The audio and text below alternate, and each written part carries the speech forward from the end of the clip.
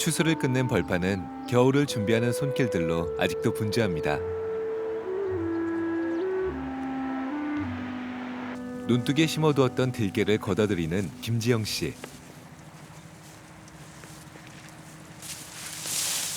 기계가 모든 일을 대신할 수 없듯 개량한 지게를 둘러매고 조심조심 겨울 속으로 들어갈 채비를 합니다. 늦가을 농번기 농촌에선 안악 또한 이웃집 마실 다닐 여유가 없습니다. 아침 설거지를 끝내자마자 내년 1년 먹을 준비를 시작합니다.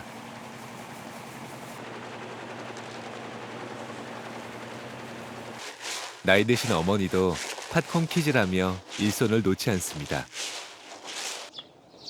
겨우내 반찬 걱정을 덜어줄 김장김치를 담을 고추가 햇볕을 쬐는 동안 한겨울에 사람 체온 높여줄 땔감 나무 또한 저만치서 겨울을 기다리고 있습니다.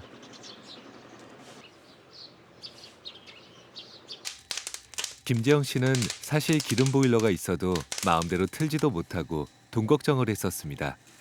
몇 해 전 집을 고치며 나무 보일러가 있다고 해서 설치하고 나서는 겨울을 한결 따뜻하게 지낼 수 있게 되었습니다. 우리 같은 경우에는 오존차로 한 대 반? 한 대 반이면은 돈을 내서 따질 것 같으면은 한 120, 30만 원? 씌워서 떼오면은 한 4월까지는 떼는데 그 정도면 뭐 한 120, 30만 원만 가지면 그냥 겨울 나는 거지. 물일하는 아내도 좋아하고 일 끝나고 뜨끈한 물로 샤워할 수 있어 초겨울 한기가 녹아내립니다. 보일러를 써야 따뜻함을 해결할 수 있는 겨울. 다른 방법으로 추위를 녹일 수 있는 지혜는 없을까요?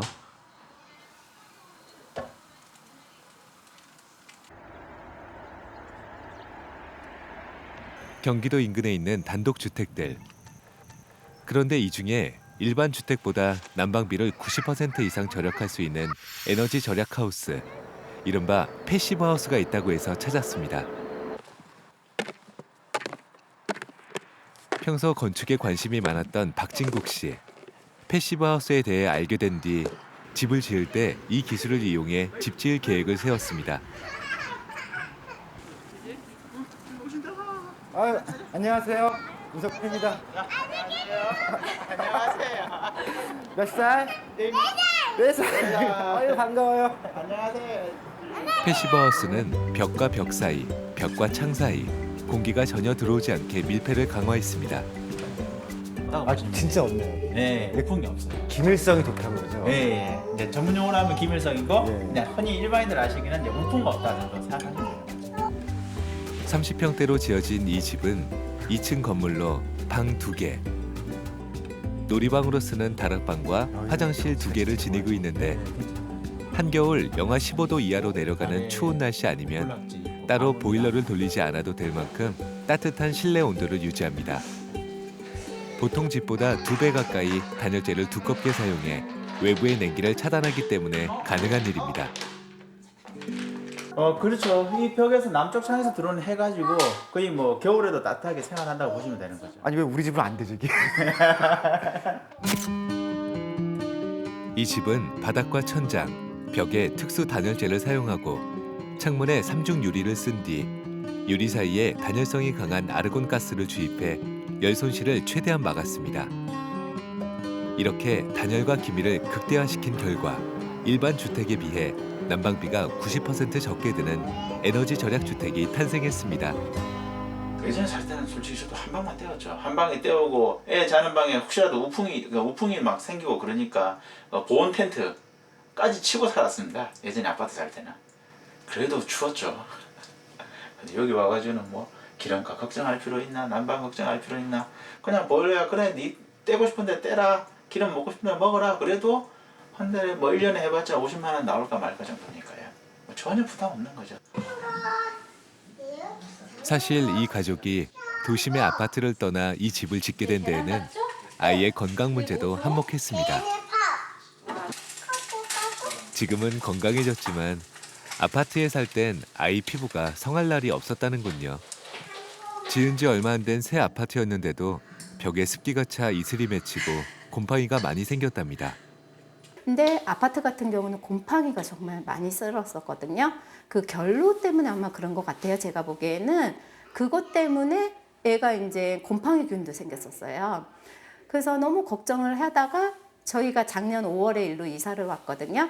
오고 나서 정말 몰라보게 애가 조금씩 나아지기 시작하는 거예요. 피부라던가 또 등에 이제 곰팡이균이 동글동글한 게 등에 되게 많이 생겼었거든요. 아이의 피부를 뒤덮고 있던 곰팡이균은 이 집에 이사 오고 난 뒤 신기하게 사라졌습니다. 실내 온도를 섭씨 25도로 일정하게 유지해주는 단열 구조와 습기를 없애주는 강제 환기구로 건물 내에 곰팡이들이 살 수 없는 환경이 만들어졌기 때문입니다. 패시브 하우스는 화석연료 고갈에 따른 에너지 문제를 해결하기 위해 독일에서 처음 개발되었습니다. 패시브 하우스와 같은 에너지 절약형 주택은 안의 열은 최대한 빠져나가지 못하게 하고 태양 등의 바깥의 자연 에너지는 최대한 이용하려는 노력입니다. 이미 유럽을 비롯한 선진국에서는 이 패시브 하우스가 보편화되어 에너지 절약에 한몫을 하고 있습니다. 주택에서는 주로 2중, 3중의 창호를 쓰지 않은 경우와 아무리 내부 단열 처리를 했다 해도 외벽을 통해 대부분의 열 손실이 발생합니다. 패시브 에너지 절약집은 화석 에너지 대신 최대한 햇빛을 이용해 전기를 생산합니다. 또 효과적으로 차단할 수 있도록 외부에 차양을 합니다. 열 손실이 많은 창은 3중 이상으로 창호를 겹겹이 하고 내벽은 물론이고 외벽에도 단열 처리를 합니다. 실내 공기는 열 교환기를 두어 신선함과 쾌적함을 유지할 수 있도록 합니다. 에너지가 손실되는 것을 최대한 방어해주는 패시브 하우스. 과연 틈새 없이 열 손실을 막을 수 있을까요? 패시브 하우스 벽면에 50파스칼, 초기 태풍 정도의 강한 바람을 불게 한 뒤 공기가 얼마나 통하는지 테스트해 보았는데요. 50파스칼 조건 하에 공기 밀폐 성능이 0.6회라는 결과가 나왔습니다. 일반 보통 이 주택과 같은 경량 목구조 주택이라고 한다면 저희가 여러 실측을 해본 바에 의하면 한 5회에서 10회 정도 사이를 왔다 갔다 해요. 5회에서 0.6회 비교를 하자면? 비교를 하자면 굉장히 큰 거고요. 굉장히 한 10배 정도 성능이 높은 건데 이거는 그 단열 성능에도 굉장히 큰 영향을 미치기 때문에 그 5에서 10회 정도의 기밀 성능이라면 보통 우리가 얘기하는 우풍 같은 바람이 좀 셀 때는 우풍 같은 거를 느낄 수 있지만 0.6회는 전혀 느낄 수가 없어요. 된장찌개 같은 거 끓이면은 예. 환기가 잘 안 되겠네요, 그럼. 아니요, 한 개 상관없어요. 위에 천장을 보시면은 예, 흡기구하고 배기구가 있어요. 아, 예. 강제 환기 같은 거 시켜서. 그렇죠. 열교환 장치를 통해서 안에 이제 바깥에 신선한 공기를 안에 집어넣어주고 반대로 안쪽에 있는 나쁜 공기를 빨아내는 거죠. 집 천장에 공기 흡입구가 달려 있어 강제 환기를 시켜주고 있습니다.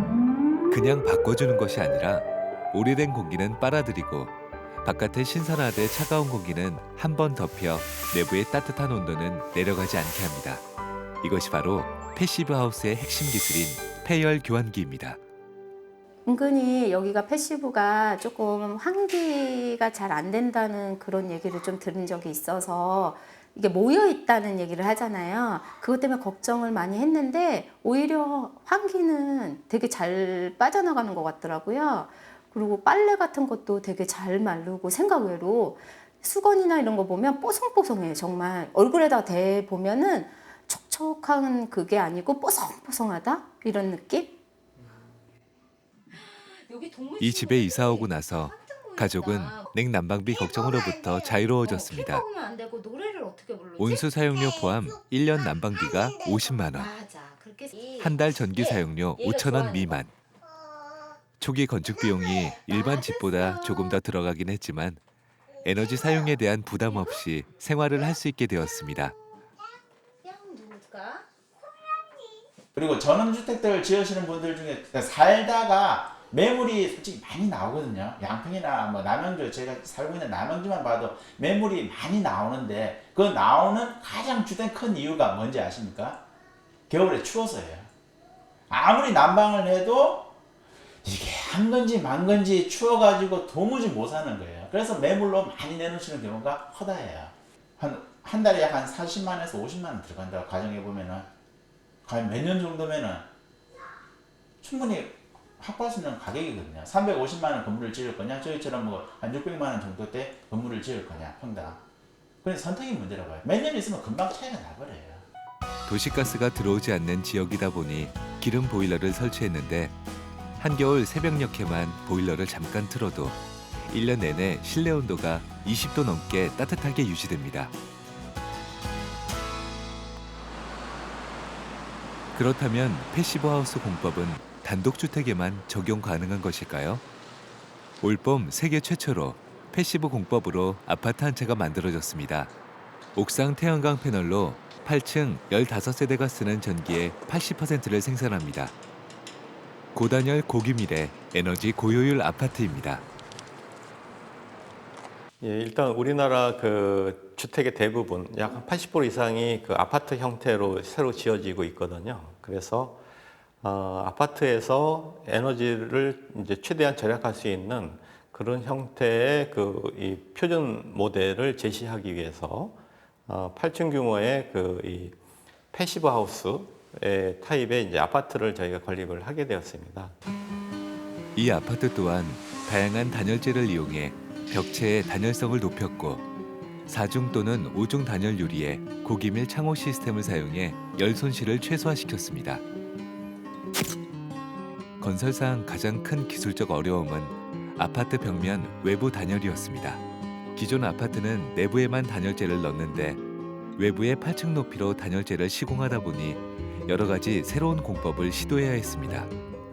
제로 카본 그린홈이라는 이름으로 지난 6월 완공된 이 아파트는 전용 면적 11평부터 25평까지 다양한 평형대를 시범 운영하며 에너지 사용량에 대해 모니터링 중입니다. 예, 이 벽 두께는 약 한 50cm 정도 되고요. 일반 그 주택에 비해서 약 한 2배 정도 두께를 갖고 있습니다. 그리고 이 밖에 단열재가 약 20cm 이상 정도 되기 때문에 이렇게 그 벽체가 두꺼운 이 상황이 되는 것이죠. 외부의 단열을 보강했다는 말씀인 거죠? 네, 외부의 단열재가 일반 벽체는 약 한 50에서 70mm 정도 되는데 이 외단열 벽체는 약 한 200에서 250mm 정도의 그 단열재 두께를 갖고 있게 되는 거죠. 기존 아파트보다 훨씬 두꺼워진 벽면을 확인할 수 있습니다. 여기는 유리가 5겹이 있는 오중창을 설치를 했습니다. 그래서 일반 그 주택에 비해서 열 손실이 3분의 1 정도로 줄어들게 되는 거죠. 여기 유리를 이제 한번 확인해 보실 수가 있는데 한번 보시죠. 네, 이와 같이 이제 5겹으로 설치되어 있기 때문에 단열 성능이 확실히 줄어들 수가 있는 그런 그 구조로 이루어져 있습니다. 5중으로 설치된 특수 유리는 벽체 80% 수준의 단열 성능을 지니고 있습니다. 기존 아파트에 비해 에너지 사용량을 80% 이상 줄일 수 있는 패시브형 아파트. 2017년부터는 건물을 지을 때 이러한 패시브 공법이 의무화될 예정입니다. 에너지 절약 공법으로 지은 아파트의 경우 바깥으로 내부의 열이 거의 새어나오지 않는 데 반해 일반 아파트는 붉은색을 띠며 벽체와 벽체 사이사이로 창문으로 열이 새어나오고 있었습니다. 이번에는 제작진이 방문했던 남양주의 박진국 씨 집을 일반 주택과 비교해 보기로 했습니다. 그러자 패시브 하우스는 집 전체가 고른색 분포를 보이는 반면 일반 주택은 벽 틈과 창 틈으로 붉게 열이 새어나오는 것이 보였습니다. 올겨울 잇따른 공공요금 인상으로 서민들의 마음은 무겁기만 합니다. 농어촌 난방 문제를 해결하기 위해 정부에서 여러 가지 대책들을 내놓고 지원해주곤 있지만 아직 미흡하기만 한데요. 동네 이장으로 일하고 있는 임태정 씨. 정부 시책에 따라 여러 수단을 써봤지만 비싼 난방비 문제는 해결되지 않았습니다. 청소하는 데가 상당히 복잡하게 돼 있어요. 노인분들은 잘 못하지. 설치한 지 꽤 됐고. 처음에 저 정부 시작했을 때 제일 처음 그 시설을 했던 거예요. 기름 보일러를 놨다가 기름 보일러보다 덜 들어갈 것 같아가지고 그 전략 차원에서 한 거죠. 그래서 이제 심야 전기를 놨다가 펠렛 보일러를 놨다가 그것도 안 돼서 지금 화목 보일러를 놓고서 화목 보일러를 하고 있는데 제일 무난한 것 같습니다. 화목 보일러 시골에서는. 임태정 씨는 얼마 전부터 하향식 나무 보일러를 들여놓고 사용하고 있는데요.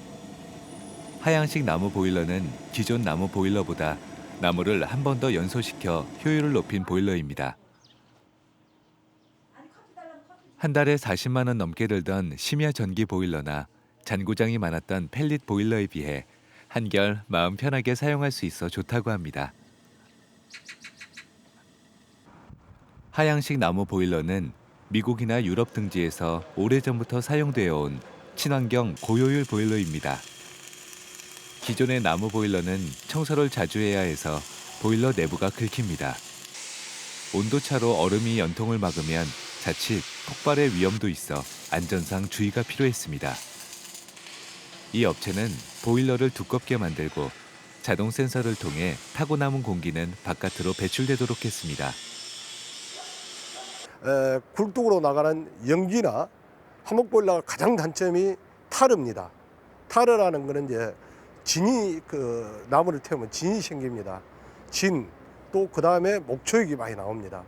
그런 것 때문에 그 일반 화목보일러는 재래식 화목보일러는 상당히 그 떼기가 어렵습니다. 청소도 자주 하셔야 되고.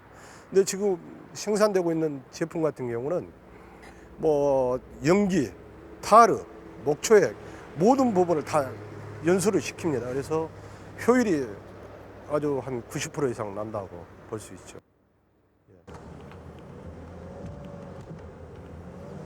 본격적인 추위를 앞두고 하향식 나무 보일러를 설치하는 집.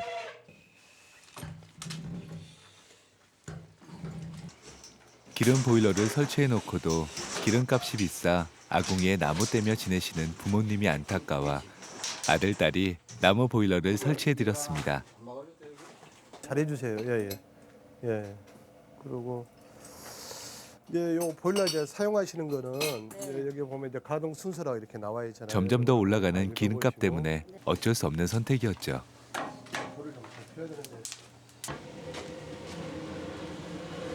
한 달을 못 돼요. 한두람 해봐야. 그렇다고 따뜻하게 못 지나거든요. 그러니까 그런 또 장단점이 있으시니까 시골이고 또 조금 저기만 해도 화목보일러를 놓으시는 것 같아요. 어르신들도. 저희도 젊은 사람 입장에서 또 그걸 시골 엄마 아버님들 그냥 그걸 놓으라고 설치해드리고 하는 거고요. 어쩔 수 없는 상황, 현실인 걸 어떻게 해요. 점점 기름은 자꾸만 천정부지대로 자꾸만 오를 때는 계속 올라가 있고 내릴 때는 한참 멈춰 있다가 조금 100원 내려주고 이렇게 하니까 뭐. 바로 옆에 살아도 어찌어찌 하다 보니 잘 챙겨드리지 못했는데 연로하신 부모님 생각에 이번 겨울을 앞두고 큰 결심을 했습니다. 낡은 집이라 우풍도 센데 기름값 때문에 냉골인 채로 지내실 걸 생각하고 해묵은 숙제를 하나 했습니다.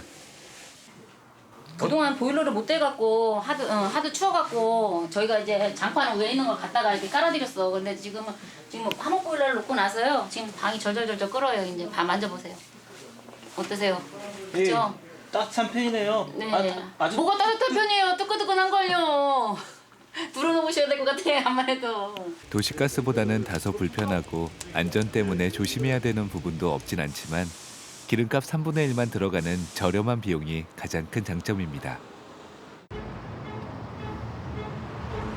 가뜩이나 어려운 주머니 사정에 난방비에 대한 부담까지 겹쳐 마음까지 추워지고 있는 상황. 세계적인 경제 대국인 대한민국이지만 석유 한 방울 나지 않는 우리나라 건물의 에너지 효율은 선진국에 비해 한참 뒤떨어져 있습니다. 그나마 도시는 도시가스나 열병합 발전 등으로 난방비 걱정이 덜한 편이지만 농어촌으로 가면 긴 겨울이 걱정입니다. 농촌이나 산골에서 주로 쓰는 기름 보일러, 전기 보일러를 떼면 한 달에 50만 원을 훌쩍 넘겨도 춥게 지낼 수밖에 없는 현실입니다. 보일러가 있다 해도 자식들이 기름을 들여놔줘도 비싼 보일러 안 돌리고 전기장판 하나에 의지해 우풍 심한 집에서 옷을 껴입고 겨울 추위와 씨름하고 있는 상황이죠. 어떻게 하면 지구 미래를 생각하면서 고효율 난방으로 겨울을 따뜻하게 날 수 있을지 같이 한번 만나보시죠. 에너지 복지를 실현하는 제로에너지 국민임대주택단지를 새롭게 제안하고자 합니다.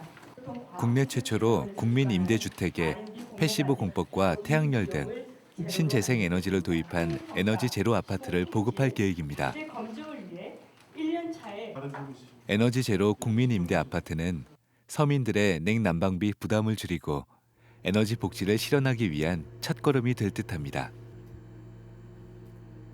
앞으로 이거는 임대이거나 분양이거나 상관없이 실제로 에너지 복지라고 하는 것은 실제로 서민이냐 아니면 잘 사는 사람이냐에 상관없이 인간이라면 쾌적한 공간에서 살아야 되기 때문에 이러한 에너지 복지는 기본으로 우리 거주 공간에 이제는 들어와야 한다. 그리고 같이 고민해야 되는 문제이다라고 볼 수 있고요. 바로 이렇게 쾌적한 공간을 만드는 것은 우리가 건강식품을 먹고 인삼과 산삼을 찾는 것처럼 실제로 거주 공간 자체가 쾌적하면 우리의 건강이 굉장히 좋아지고요. 서울 한 곳에 세워진 이 건물은 에너지 절약 공법과 신재생 에너지를 이용해 기존 건축물을 리모델링했습니다. 지난해 개관한 이래 냉방비와 난방비가 따로 들어가지 않는 에너지 제로 건물입니다. 이러한 에너지 제로 건물들이 앞으로 공공 건물을 비롯해 일반 건축물까지 점차 늘어날 전망입니다.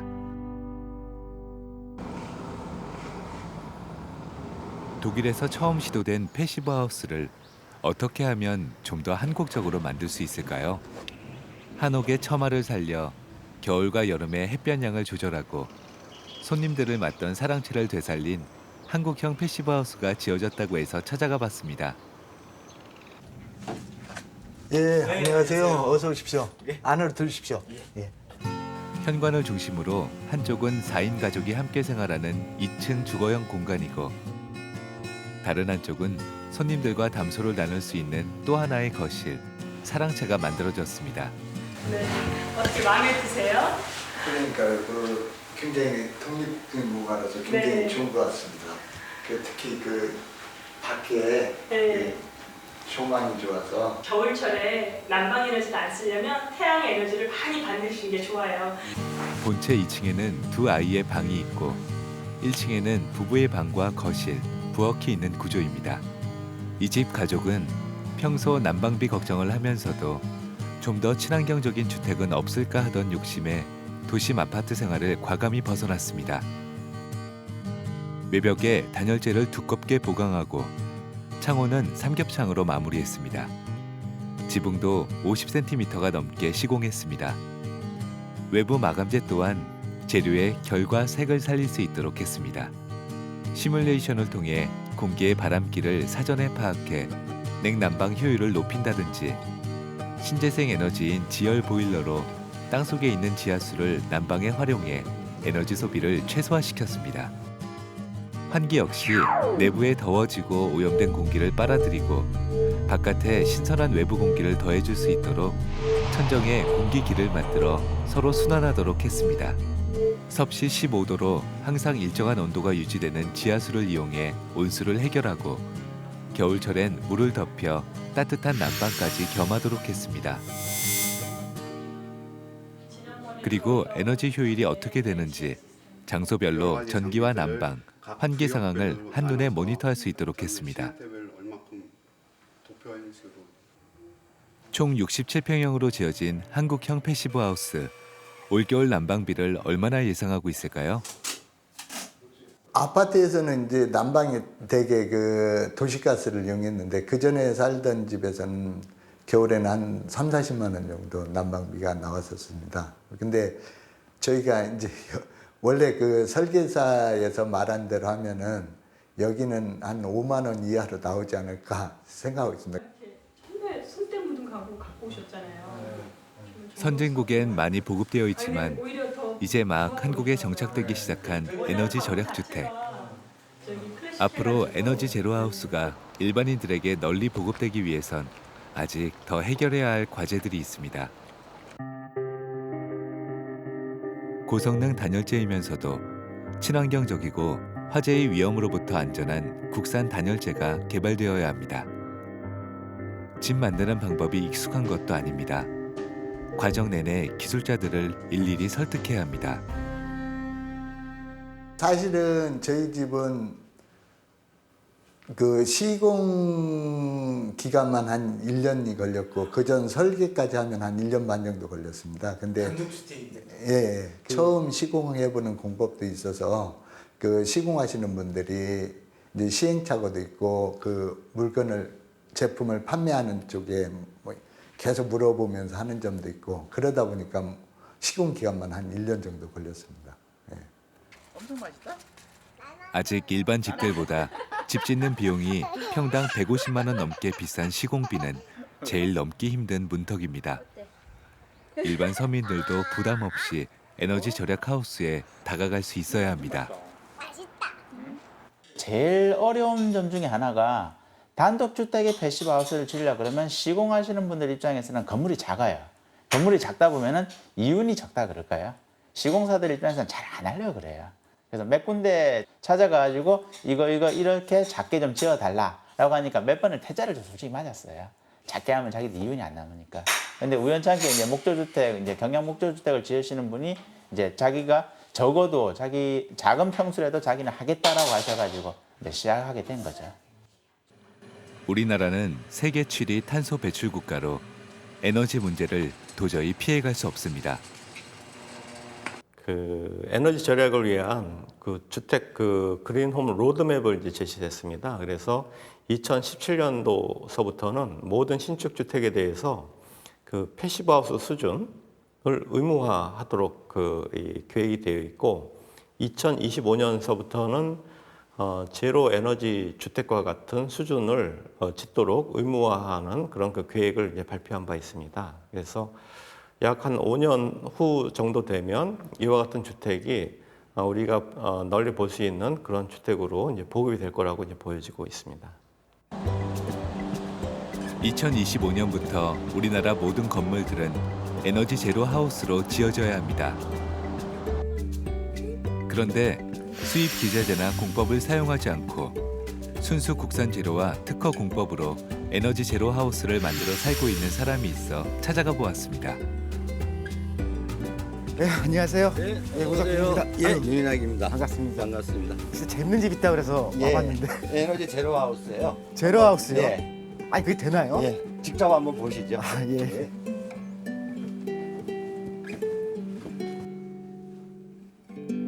이 집은 어떤 집인가요? 예, 이 집은 톱밥으로 단열을 잘한 에너지 제로 하우스입니다. 에너지 제로 하우스는요, 전기세도 안 들고, 그 다음에 난방비도 안 드는 집을 얘기합니다. 나무로 틀을 짜서 그 안에 톱밥을 넣고 벽면과 바닥 전체를 꽉 채웁니다. 톱밥으로 단열과 방음의 역할을 하도록 했습니다. 평생 건축 일을 해온 윤인학 씨. 어떻게 하면 난방비 걱정 없는 집을 지을 수 있을까 고민하던 끝에 얼음 위에 톱밥 덮어두던 옛사람들 지혜를 떠올리며 톱밥 단열법을 생각하게 되었습니다. 진짜 앞으로 한번 부탁드려보시죠. 이게 울릴 텐데. 울리지 않죠. 네. 목조집의 제일 단점이 그 울림이거든요. 아니 예 이렇게 다 울리잖아요 보통. 예. 이거 보세요. 예. 진짜 이게 콘크리트 톱밥이 같아요. 들어가요. 네. 콘크리트가 그냥 똑같고 왜냐면 건축자로서 윤인학 씨가 지녔던 또 하나의 꿈은 콘크리트가 들어가지 않는 집을 짓는 것. 여기서 다락방이 딸린 2층 집을 지으면서 윤인학 씨는 황토와 나무만 사용했을 뿐 콘크리트는 전혀 쓰지 않았습니다. 이렇게 빨려 들어가죠. 근데 이게 뭔가요? 이게 국내에서 개발한 전열 교환기입니다. 국내에서 개발했는데 창문 타입입니다. 그동안은 매립형을 쓰고 있었는데 매립형은 배관을 해야 되니까 오염이 되는 경우가 있습니다. 요거는 오염이 되지 않고 가격도 저렴하고 아주 좋습니다. 모든 기자재를 국산으로 활용했으면서도 에너지 절약 집을 짓는 것은 물론 시공 기간까지 줄일 수 있었습니다.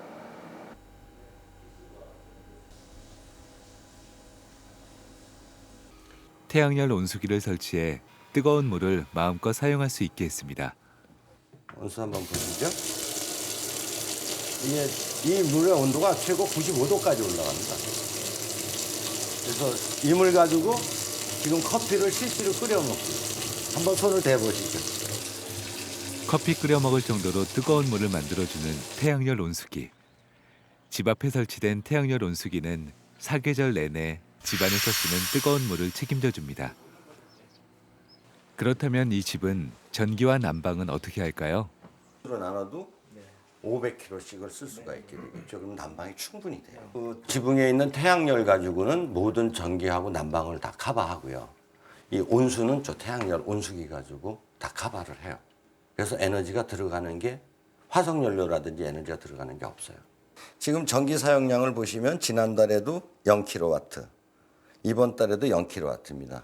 지금 현재 8월 현재 남은 것만 1377kW가 남아 있으니까 나누기 3을 해도 한 달에 500kW씩 쓸 수가 있습니다. 겨울은 12월, 1월, 2월 이 석 달 동안은 전기를 600kW씩 써도 전기세가 안 나온다는 얘기예요. 정말 고지서를 보니 여름에 저장해 놓은 전력량이 그대로 남아 있었습니다.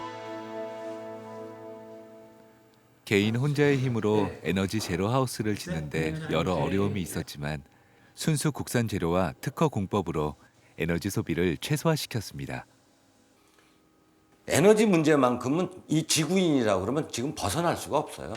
그래서 그 에너지를 절약하는 방법에 대해서 연구를 하게 된 거죠. 그래서 제 별명이 뭐냐면